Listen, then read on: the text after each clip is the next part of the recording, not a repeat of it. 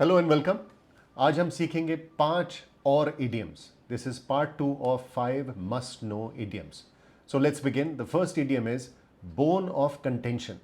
विवाद की हड्डी, यानी वो हड्डी जो ना उगलते बने ना निगलते बने। जैसे कोई दो लोग वो आपस में किसी के बारे में विवाद में बहस कर रहे हैं और ये ख़त्म ही नहीं हो रही बहस। फॉर एग्जाम्पल, पाक occupied Kashmir is a bone of contention between India and Pakistan. अब दूसरा इडियम है जंप थ्रू हूप्स। ये कॉरपोरेट वर्ल्ड में भी बहुत यूज़ होता है। इसका मतलब ये है कि कुछ भी अचीव करने के लिए बहुत सारे प्रयत्न करना, बहुत सारी कठिनाइयों से गुजरना। For example, in India one has to jump through multiple hoops to complete even the simplest of tasks. और खासकर बिकॉज ऑफ करप्शन, गवर्नमेंट के साथ कोई भी इंटरेक्शन हो तो one has to jump through so many hoops. The third idiom is to play the devil's advocate.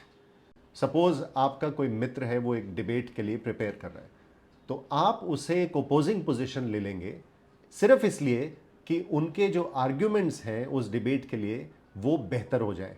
So you help him sharpen his arguments by playing the devil's advocate.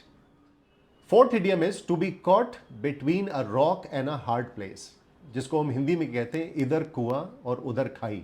एक ऐसा decision जो बहुत difficult है लेना, क्योंकि उसमें जो दोनों चॉइसेस हैं वो बहुत मुश्किल हैं।